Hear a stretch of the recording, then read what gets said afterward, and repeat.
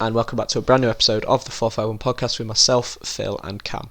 If you do enjoy these videos, make sure to leave it a like, subscribe if you haven't already, and let us know what you would like to see us do next. We're going to try and do these weekly. I know we keep saying this, but now that the Premier League's back underway, I think we're going to try and do this every week or so. Obviously, this week is a big talking point with everything that's gone on at the weekend. If there is anything else you want us to talk about, then let us know in the comments. So, without further ado, let's get into it. Cam, we'll start with you with Manchester United 1, Tottenham Hotspur 6. First of all, what was your general reaction to the game? My general reaction was fuming, embarrassed, and just generally annoyed, really. What did you think went wrong? Just specifically on Sunday, what do you think went wrong? Obviously, when you go 1-0 up in the first minute, you don't expect to be 2-1 down by 10 minutes. And I think the squad's mentality is massively lacking in certain situations. And when something goes against us, everyone's heads drop and there's no one there to pick them up and carry them through.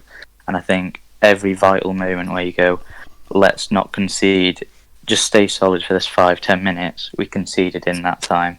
And then our heads drop again and we just spiraled out of control. Yeah. Did you think the Anthony Martial red card was a red card?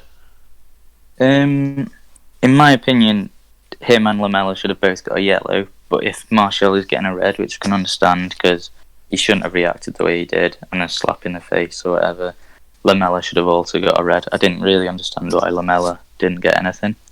Yeah, I agree. I think whatever Martial got, Lamela should have got also, because arguably I think Lamela's was worse based on contact on Martial, but like you said, you can't raise your hand to someone's face in a football game. You just can't do that. The referees are always going to pick up on that, and always it ended up being a red card in the end, but arguably it should have been a yellow card. Phil, what did you make to the red card? Did you think it was a red card? I've watched it back quite a few times, and I think it's so harsh on Martial, and the reaction of Lamela, I think, is cheating. The way he's just been tapped on the face, and then he goes down to the floor slowly, and then makes a big deal out of it. I think it's just wrong. It's cheating your opponent out of the game. But I think, like Cam said, if one gets a red card, I think the other should, because he did the same to Martial. Yeah. Martial shouldn't have reacted the way he did, but I think it's harsh. Yeah, I agree. Cam, did you think the red card completely changed the game? Obviously it was so early on, and it was kind of even in terms of there could be a goal for any team coming soon, and it completely imbalances us. But I think it's just the fact where we got the red card, and then so soon after we conceded again, we just capitulated then. And I think it kind of did. Obviously, it doesn't help, does it? Because then we can't play our counter-attacking game without a striker. We're exposed if we do, and it's just it did kind of ruin the game. Yeah, and I still can't get over just how when they looked at it, did they not see what Lamela did or something? Or yeah, it's like another example of when VAR should be used, and it doesn't get used, and then it kind of changes the whole game. I did think Spurs were on top. They were on top for the 5 minutes before the red card, and they were really starting to build up some momentum. I know they were already 2-1 up, but yeah, I think the Martial red card did completely change the game. Where do you think, in terms of the whole game, where do you think the problem areas are for Manchester United? Obviously, isn't it? In that game, it was everywhere, wasn't it? Obviously, massively defence. We've been weak this season from the off, and Luke Shaw's been awful. Obviously, we've signed Alex Tellez, so hopefully he is an improvement there. But also, we've been calling for Eric Bailly all season. He's come in, finally. He started a Premier League game and had a shocker. And Harry Maguire was also shocking, and he showed no signs of being a Manchester United captain in that match at all. Do you think captaincy should be changed hands? Obviously, there was rumours from the weekend of Bruno Fernandes being brought off because of a bust up in the changing rooms between Fernandes and Maguire. Do you think, as a Man United fan, do you think the captaincy needs to be changed hands from Maguire? Well, looking at his performances and how he carries himself, yes. I do respect him, I do like him, but we just need... Fernandes is the only person in the squad that shows that passion at the minute, so... And he acts more like a captain, he tries to bring everyone else up to his level and get them going, so... He shows more signs of a Man United captain than anyone else in the club, but I know he won't get changed. Yeah. Just moving away from Man United, we'll come back on to them in a bit. Phil, how impressed were you with Spurs at the weekend? Very, very impressive. Obviously, on the balance of it, United had 10 men for a large part of that game, but I think the mentality, go 1-0 down after just over a minute, and then to respond in the way they did and score 2 quick-fire goals, regardless of the errors Man United made, I think it's really impressive. And since the opening day defeat and the disappointing draw against Newcastle, I think impressed with the way they've gone about the games. There's been some impressive performances, mainly from Kane and Son. And I think under Mourinho, they could achieve good things. But yeah, sticking to the United game, I think that a lot of the attention is on United and the problems they've got on and off the field. But Spurs do deserve credit to go to a ground that traditionally is very hard to win at. Never mind 6-1. I just think it's very, very, very impressive. Yeah, I totally agree. I think as well, you look at the signings Spurs have made and what they've still yet to come. Obviously, the main one being Gareth Bale, on loan from Real Madrid, not even on the bench against Man United. They've still got a lot to come, and I think under Mourinho, they could achieve top 4 realistically if they carry on in the vein of form that they're in at the moment. I know the draw against Newcastle was a little bit disappointing, but if you look on the balance of that game, Newcastle weren't very good at all. And Mourinho said it afterwards. He said, "Well, Spurs battered Newcastle, and they did, and they got caught out by that rather unlucky handball." Moving back on to Man United then, Cam. We'll talk about the transfer window. What did you make to yesterday's dealings on deadline day? I think from many United fans, after the game as well, everything seemed irrelevant and a failure, considering we've spent all summer chasing Jadon Sancho, and I don't know what we've been chasing, but Borussia Dortmund knew full well what was happening all summer, so I don't know where we were getting our information. So I think anything else from a United fan's perspective is kind of a failure. Do you think? Sorry, just to interject. Do you think Sancho was the main target in terms of a problem area, or do you think maybe centre half probably should have been addressed more than the right wing spot? Because to me, as not a Man United fan, I think that's the area now where there needs to be some strengthening, whether it's getting a new partner for Maguire or maybe even dropping Maguire. I think that, to me, was the main problem area, not necessarily right wing. What do you think the main problem area is? Do you think it's up front, or do you think at the centre of defence? I think we prioritise Sancho because of obviously his profile, but not only that, we just don't have a right winger at the club at all, and we've got no depth across the front three. So if you had Sancho in, then Greenwood can cover all the other positions and stuff. Whereas centre back, I feel as if we've got enough half decent options to be able to try and chuck something together. It should work. They're all Premier League level centre backs, so they should be able to do a job, but clearly not recently. So I can understand why. I think Sancho was the priority, but we've failed at it. We failed Solskjaer's priority for sure, and we failed to back him after a successful season last season. So I think that's why obviously centre back needs to be looked at again at the end of the season. But yeah, I I think from a United fan's perspective, deadline day was just a bit dead. No one really bothered. Cavani's not that overwhelming.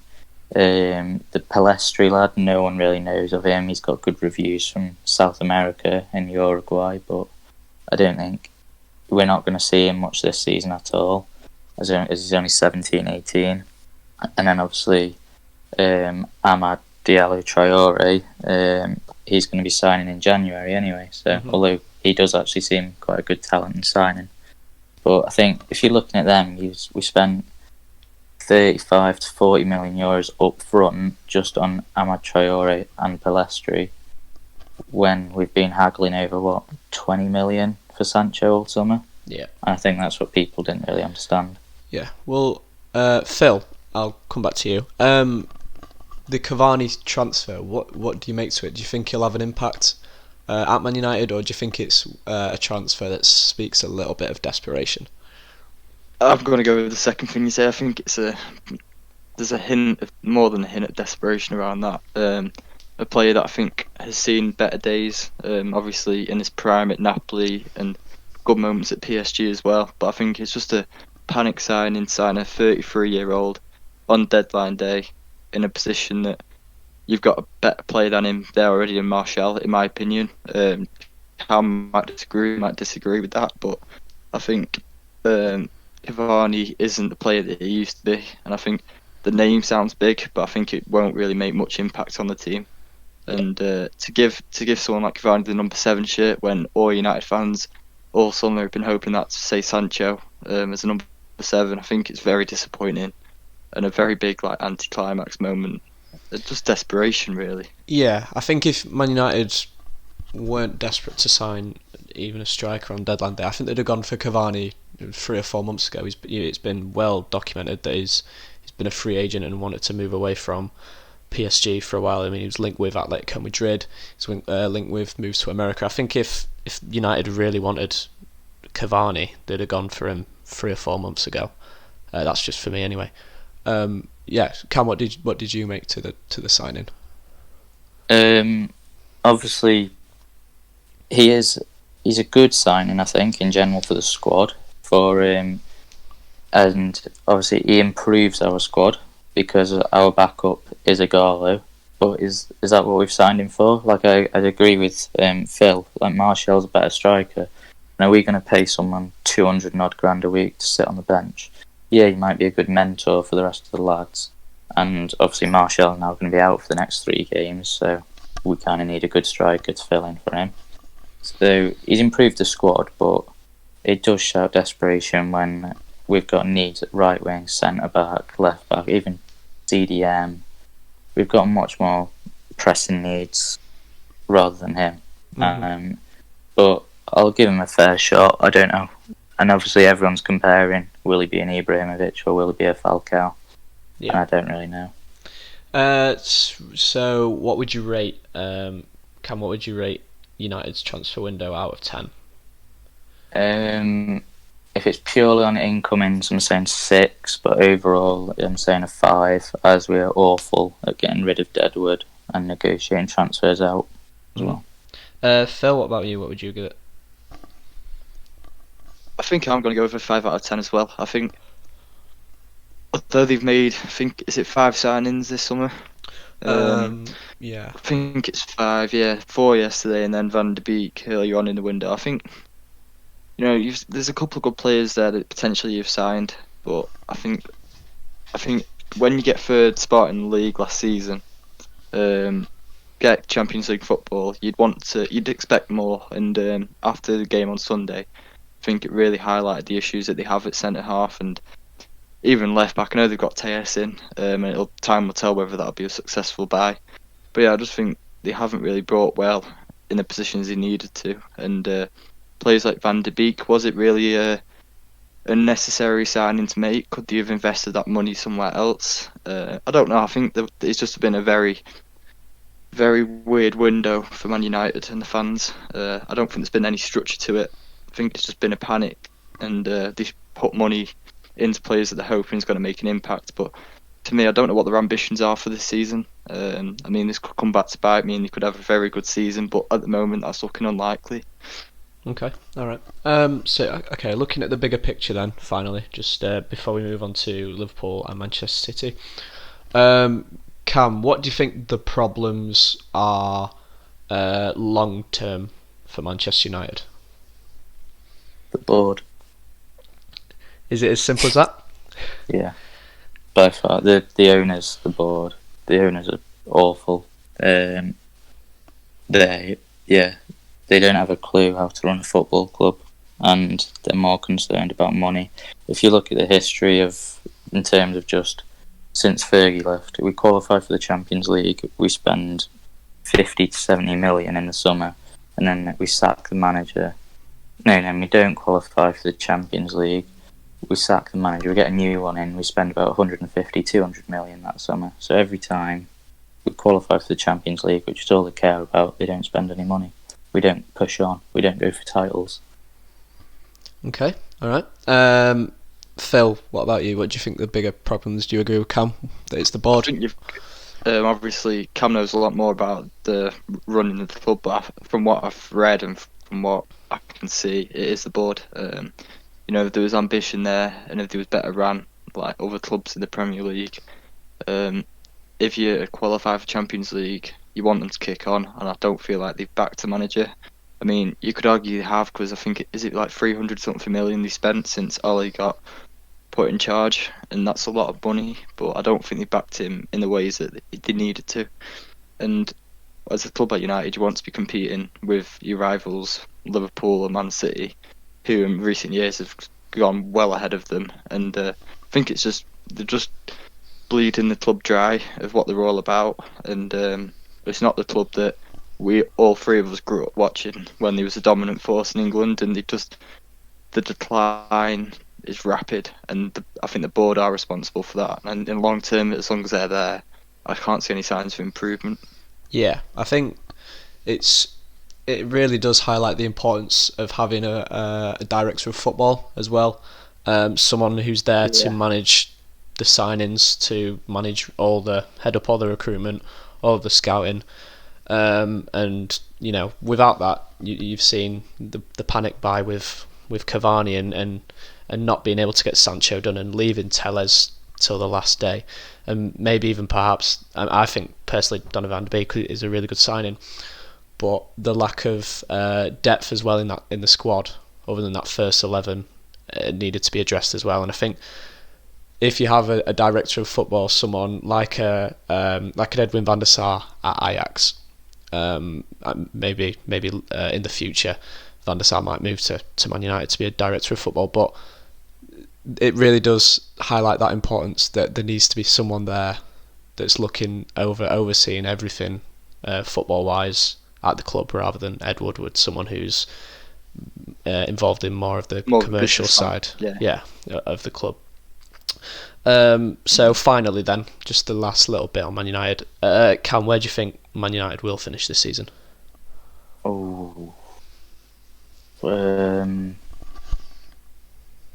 Seventh, and that's if we seventh. That's if we do well. Do you think you're being reactionary from Sunday's results? No, because at the start, I don't know. This season's just much.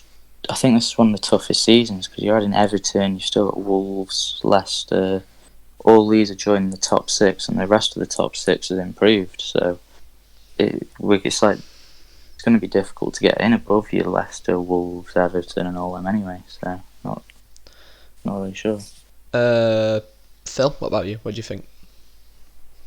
I think they could struggle, but I think they'll still be able to find themselves in that top six. I know they'll have wanted top four, but like Cam says, there are very good sides in the Premier League season. I think it's got to be one of the most competitive seasons that there's been in a long time. Like we say, Everton, Leicester, Wolves.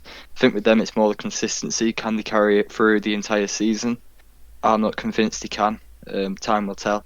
But I think United, their first 11 on form, they showed it from January. They're more than capable of being up there. So I think they are capable of having a good season and reaching the top four. But I think it's a mammoth of a task. Yeah, I think anywhere between fourth and sixth, because United are capable of putting these strings of form, like games where they'll go like 10 or 11 games without losing, and then they'll lose a few games and then it drops off again. But again, that's the problem that they have. They can't keep consistency over a long period of time. Obviously, we saw from January to about probably towards the end of last season.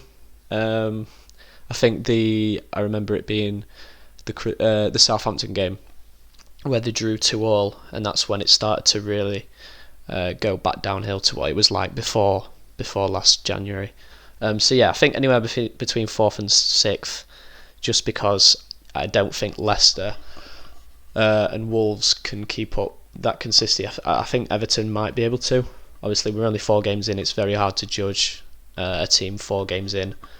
But yeah, from what I've seen from United so far, it's not going to look too good up to about January. I think this next month will be a massive decider as the Premier League will start to settle down. Everyone's used to playing again, and obviously United within this next month we have PSG, Chelsea, RB Leipzig, Arsenal, and Chelsea in the next month. Mm-hmm. So it'll be a big telling sign for this season. Yeah, time will definitely tell over the course of this season. Okay, so moving away from Man United now, then we'll move to Liverpool. Phil, obviously I'm going to come to you for this one. Aston Villa 7, Liverpool 2. Again, I'm going to ask the same question as what I asked Cam. What was your general reaction to the game? It was a very, very poor performance that sort of something I'd never think I'd see again. After how consistent we've been over the last 2.5, 3 years, and how much we've improved, it was coming back down to earth a bit. Watching us get humiliated by Villa on Sunday. But I mean, before we go into too much about Liverpool, I think you have to admire how well Villa played. They deserve a lot of credit. Mm-hmm. They've had a great start to the season, and after lockdown, they improved massively. So I think it's a credit to all of them over at Villa. But no, for Liverpool, it's a very embarrassing performance and result, and one that they'll be hoping to rectify after this international break. Cam, did you watch the game? No, I didn't. Did you not? I was avoiding all forms of football. I've watched all the goals now, but that's fair. It was a very weird, very peculiar game. It was rather bizarre watching, Van Dijk, Trent, Robertson, considered probably the 3 best in their position in the world, just absolutely crumble to Aston Villa, who, in all fairness, they have turned around the form post lockdown, like you said, Phil. But it's not a team that are going to be challenging for the top 6, the top 4. Never. The title. It was kind of, like you said, bringing them back down to earth a little bit. Did you think they missed Mane and Thiago? Do you think that had anything to play with it? Personally, the absence of Thiago since the Chelsea game, as impressive as he was, I don't think you can pinpoint it. Like, you can't really involve him in the discussion as such because he's not really made his mark on the Liverpool team yet. But even with players like Mane, I think it was a defensive performance in the midfield that let us down. I don't think the actual front 3 were the reason why we lost, because we still scored 2. I thought Firmino was very poor, but Salah, I thought he was our best player by miles. He was the only one who really turned up. But yeah, I think it was more a performance where you point towards the defensive midfield, and maybe the absence of players like Henderson and Alisson was one of the reasons. But I think it was just a very, very bad off day, and that's why we performed like we did. But there's 4 or 5 players' performances who I could go through in this call today and dissect and just say it's not good enough. There's quite a few players that after the game you just think they did not deserve to play in a single minute of that game. It was abysmal. But yeah, there's a lot I could say. Okay.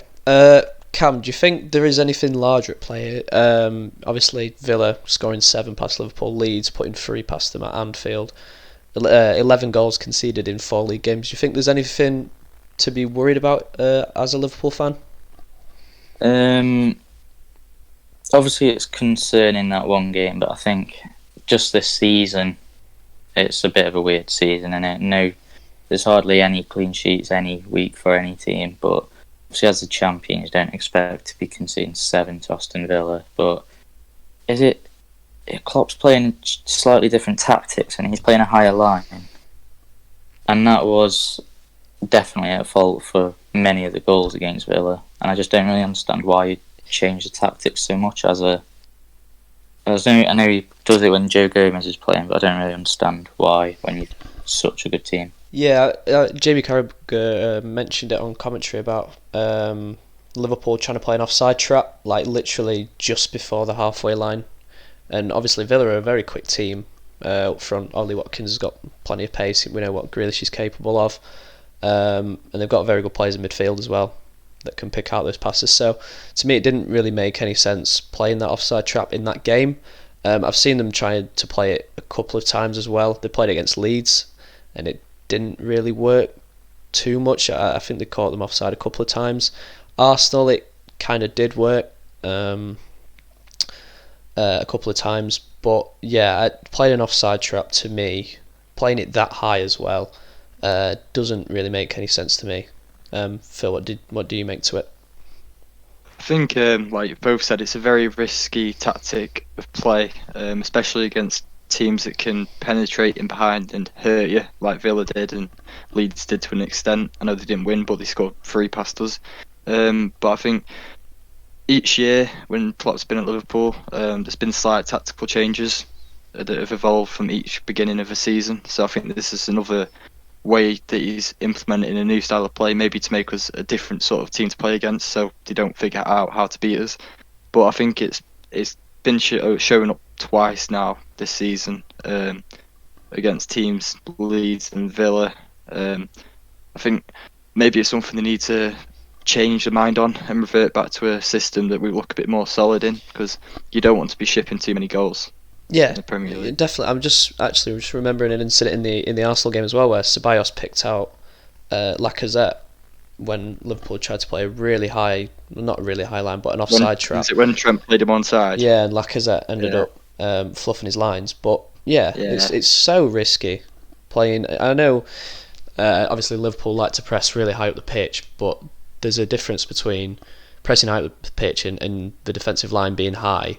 And playing an offside trap that's really really risky, and obviously you have to be trained, drilled very well in order to learn that, to perfect that each time. We'll move to Villa and then we'll move back to Liverpool in just a sec. Cam, what would you rate Villa's window out of 10? Because I've personally been very impressed with what I've seen so far this season. I was a bit more reserved on Ollie Watkins until he bangs in a hat-trick against Liverpool. Overall, they've made some good signings all round. They've improved the team all round. I think the jury's still out on a couple, such as Bertrand Traore. It seems a good signing on paper, but we don't know how he'll do in the Premier League again. I'll just go for a solid 7. Okay, Phil, what do you reckon?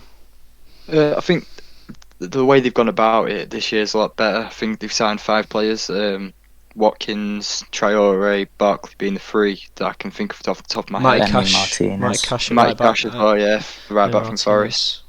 Martinez, I think, is a very good signing. He was very impressive for Arsenal on the back end of last season when he filled in for Leno, and I think he got a move that will suit him well. So I think they brought better than they did the year before when they signed 13 players in a bid to survive the first year. Mm-hmm. And I think that tactic of signing good quality players will serve well for them. I think Barkley's a good addition on loan for the season. Premier League experience at Everton and Chelsea. Martinez, a keeper that's, I'd say, an upgrade on what they had. Yeah, definitely.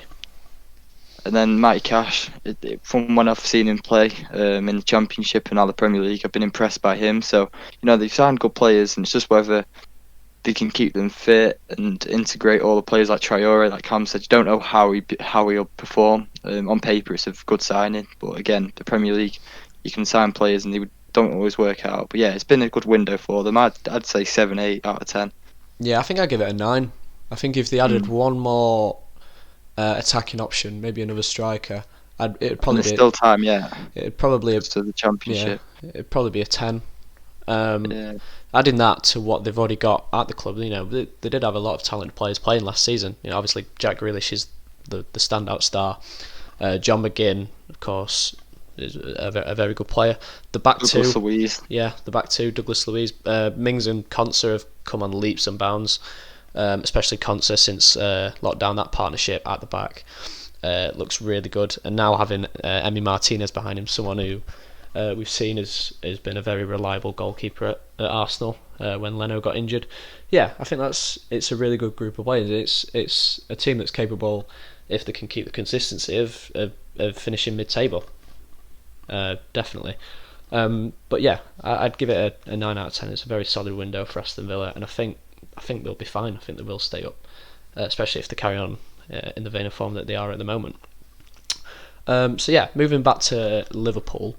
Do you think there needed to be any more reinforcements, Phil, or were you happy with the window that you had with signing Thiago, Jota, and Tsimikas at left back? I think the 3 additions that we did make, especially Thiago and Jota, I think very good.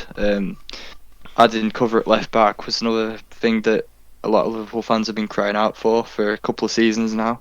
So that's good to see. I think maybe there's always improvement. I think every team can always improve slight things, and we've lost Lovren, which I was happy about, but not to replace the centre backs. So you've only got 3 centre backs as such. I think that's a risk going into the season. We've already seen it when we went to play Chelsea. Only having Van Dijk as your no one centre back, having Fabinho to drop in, even though he can play there, it's risky when you've got a lot of competitions to play in. So maybe adding cover there, and then there's a debate over whether we should have added a goalkeeper instead of Adrian. Obviously getting a lot of pressure on him with the mistakes that he's made. I think it's 5 in the last 21 games now that he's made mistakes, which isn't good enough for a keeper at Liverpool. But last season, when he played 11 games, he won every single one. So hopefully, with Alisson being out for about 6 weeks, he can step up his game and cut the mistakes out that he's been making. Yeah. I think maybe a couple of signings more, but I think it's unrealistic to think we would have made a couple more signings with the way that they're reluctant to spend money especially after the Jota deal, which is going to be quite a pricey one for him. But yeah, I think it's been a good window for Liverpool, especially with the additions we did make. Okay, all right. Cam, what did you make to Liverpool's window? Do you think they did some good business? Like Phil said, the business that they did do was brilliant, and there aren't many times when a team as good as that you can strengthen the first team, and obviously bringing Thiago in, they have done. Whether he stays fit, he's a well-known injury-prone player, but he's a brilliant, one world's best midfielder on his day. Like Phil said, I think with the pressure on Adrian, they could have done with a better backup goalkeeper, especially if someone that they only got on a free. He's a bit easier to get rid of. Backup centre back, and possibly a bit more competition in Firmino's role. That would be the ideal. But like Phil said, keeping it realistic, they had a good transfer window. Okay, all right. Right, okay, we'll move on then from Liverpool, and we'll move on finally for today's podcast. Leeds 1, Manchester City 1. Phil, did you watch the game? I did, yeah, and it's one of the most entertaining games of football that I've watched. Definitely this season, but in recent memory, it was such a good game to watch. 2 teams just absolutely go at each other. Tactics sort of went out the window, especially in the second half, and it's just so good to see Bielsa style of play in the Premier League, and a Leeds team that look like they can take it to anybody in the league. They played 2 of the top 2 from last season, and they gave both extremely good games. So yeah, I really enjoyed the game on Saturday. Cam, what did you make to Leeds' performance specifically on Saturday? Well, after the first 20 minutes, I turned to my mate and went, "This could be 3 or 4-0 City this game." and obviously, but I think so. Leeds weren't great first off. They were very they're getting put under pressure too much. They couldn't handle it, and I was thinking, oh, this could be where Leeds get found out. And obviously, Bielsa's half-time team tour comes out, and they're a completely different team, and they are as good as you then second half. So I was impressed by Leeds' performance because after, like I said, 20 minutes in, I didn't think they'd get anything from it. Yeah, I must say I was the second half. I was I felt very uncomfortable with the lack of tactics, the lack of discipline from both teams. It's kind of flying at either end. Yeah, I still think there's so many issues for City to address. I don't know if Pep's. I don't want to say he's not capable. Of course he's capable, but I don't know if he's really highlighting these issues. Like for example, the Rodri gets bypassed far too much when he's on his own. We've seen that against Leicester when Fernandinho got brought off in the second half. He got bypassed constantly, and it was really frustrating to watch. There's when we need a goal as well, there seems to be a lack of when we need a goal, there's a lack of goal threat, which is really worrying as well. And of course, at the minute we don't have a recognised striker, no Aguero, no Jesus, and that's starting to worry me a little bit as well. Hopefully, we can get them two back fit as soon as possible to be banging in the goals again. Because at the weekend we were attacking, but we didn't really look like we were going to score in that second half in that last 15 minutes. I know we really did push on and give Leeds a good go of it, but yeah, we didn't really look threatening. I'm hoping that the signing of Ruben Diaz will shore up some of the defensive issues. I still think there's a problem at left back, a big problem at left back with Benjamin Mendy. But yeah, I think there's still a few issues that we've not managed to iron out. So yeah, I'm a little bit worried, but then again, we've seen what City are capable over the past 3 seasons with scoring goals and playing beautiful football as well. So yeah, Phil, where do you think City will end up this season? Sorry. In terms of in the league? Yeah. Sorry, yeah. In terms of league position. I mean, it's certainly good enough to win the league, but it's such a difficult season to predict because the results that we're seeing from every team now that Liverpool have lost as well, that you just can't really put a finger on it who are favourites. I think if City sort out, it's tough to say. I think when I watched the game on Saturday rather, the problem to me was Mendy. It's the first time that I've really thought like, wow, he was awful. Oh. Like some of his defending. Well, clearly, you don't watch City enough. If you have not realised that from before. No, but normally because they've been that good, you can sometimes get away with it. But I think he really got showed up. That mistake he made in the first half when Ayling almost scored if it weren't for Edison. That was shocking. And then from Edison's mistake, it hit Mendy's boot, and that's what allowed Rodrigo to score. I think he was just a very big liability. I've heard it many times, but that's the first time I've really thought like, wow, he really does need to go, in my opinion. But yeah, I think they're capable of winning the league. I think it's still between Liverpool and Man City for the league, in my opinion. But I think it just depends on how quick they can get back players like Aguero and Jesus and give you that sort of attacking threat. Although you've got it. You're missing quite a few chances in the game. De Bruyne obviously hitting the post. Ferran Torres having a good chance in the first half as well. And then I thought Sterling was wasteful in the second half when he got put through 1-on-1. So I think if you take your chances, the games would be a lot more comfortable than they are. Yeah. I know that might sound silly because you score a ridiculous amount of goals. I definitely agree. We are quite wasteful. Like you said, especially when we need goals, we don't tend to score them. We 1-0 up, we don't. It sounds stupid, but we don't push on and go and score a second. We seem to be quite comfortable at the moment in just playing. Well, I wouldn't say playing for 1-0 wins, but we don't seem to be as threatening when we're 1-0 up as when we're drawing. Cam, what do you think City's main problem areas are? Obviously it was defence with, but obviously Diaz and Ake being brought in. I think Ake was very overpriced, but he'll do a job. Obviously Diaz and Laporte, that sounds a very strong partnership. Yeah. You've obviously highlighted left back, but I think it is striker, because Aguero's obviously injury prone. He's started to get more injuries. He's getting older, and I think you've had enough time now to realise that you've needed someone there, and I think you've had enough time to realise that Jesus isn't that person. So even without Jesus' injury, I think he's still on that clinical up front. He's 2 shots on target from 23 shots, 9% shooting accuracy, which for a team of your calibre, I was shocked. I think, just a better backup striker or someone now just to actually finally replace him. Yeah.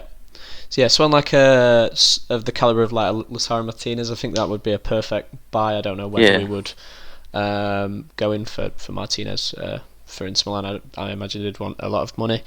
But yeah, maybe trying to replace Aguero now, so then we don't feel the effects of it when he is gone.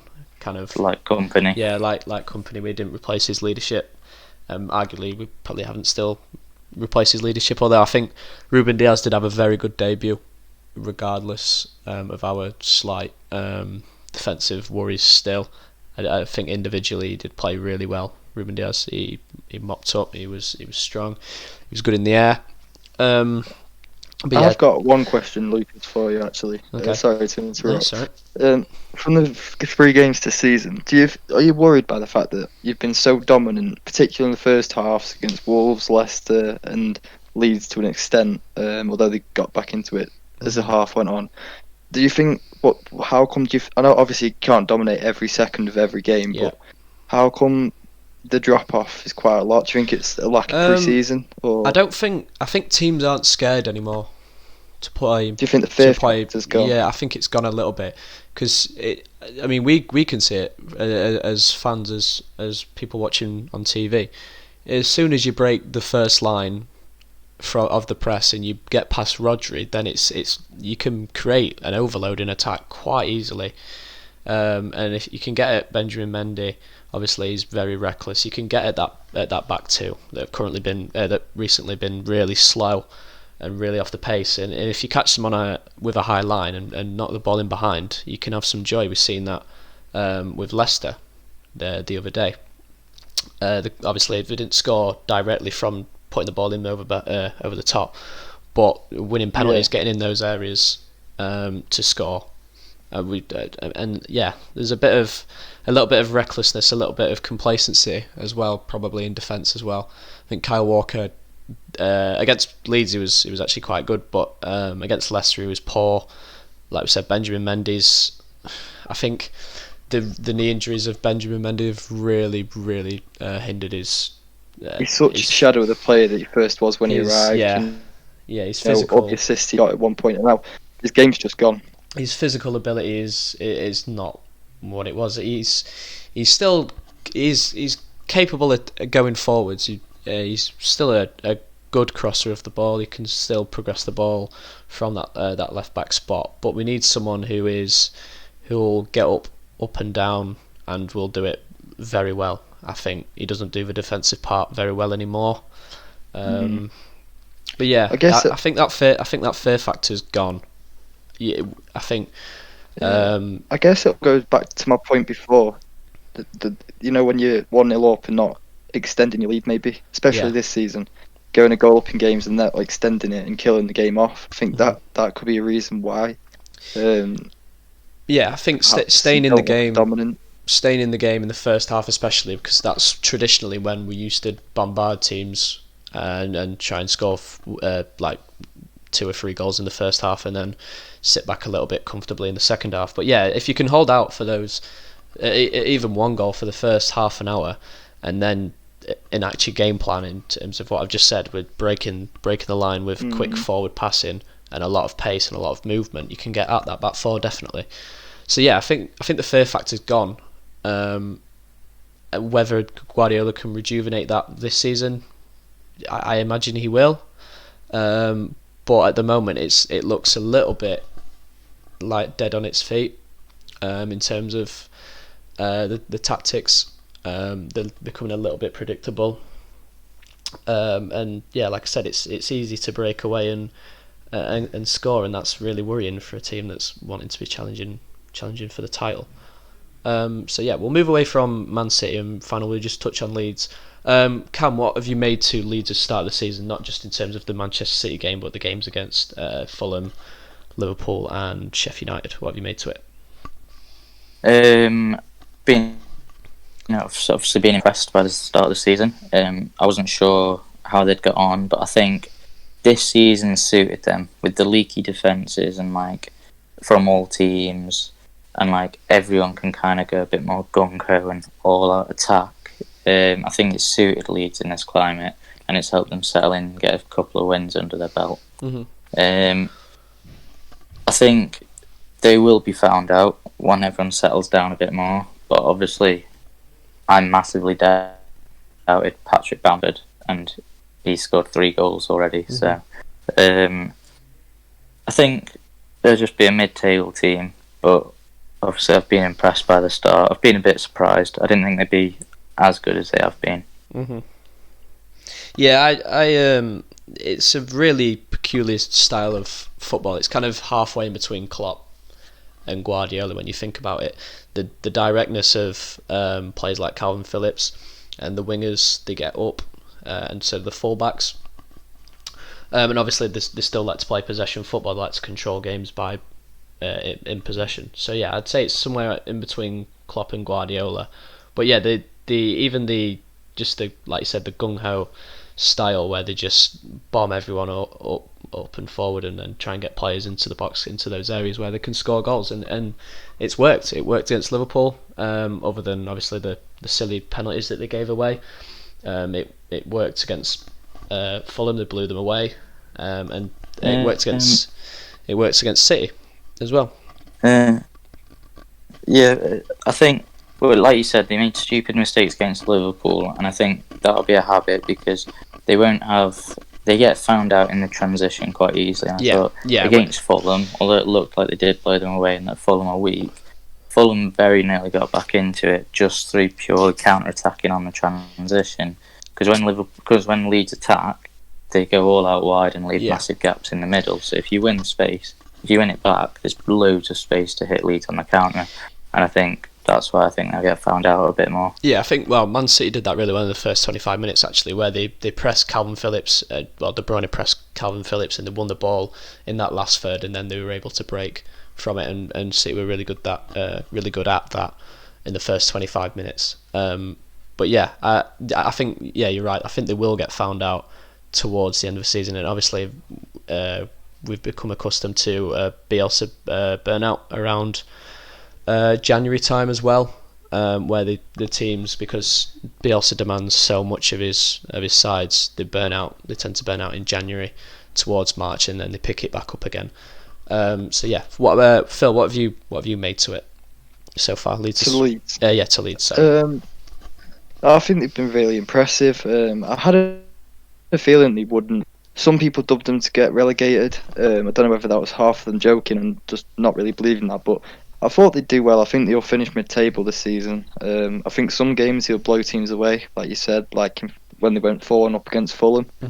They're capable of blowing teams away, but we'll just have to see whether they can keep up the sustained level of performance, because they do work so hard. Like they take it to the extreme in terms of the physical game, how hard they work.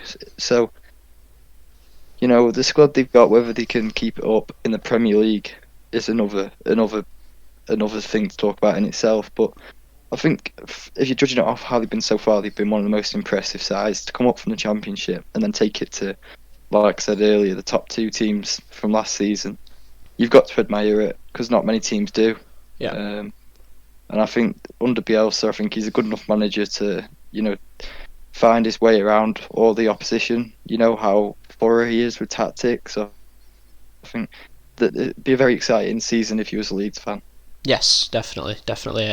So yeah, that will wrap up everything we're going to talk about today. We'll be back next week. We'll probably try and move away from Liverpool, Man United and Man City. We tend to talk about them quite a lot, obviously, because we support them. But we're going to try and move towards teams like Everton, who are obviously impressing, Arsenal, who've had a good start, and Spurs, like we mentioned earlier, who also got off to a decent start as well. So we'll try and vary it for next week. So yeah, if you did enjoy the video, make sure to leave it a like, subscribe if you haven't already, and let us know with anything you would like us to talk about next week or in a future podcast. Okay. So yeah, thank you all for listening, and we will speak to you all very soon. Goodbye. Thank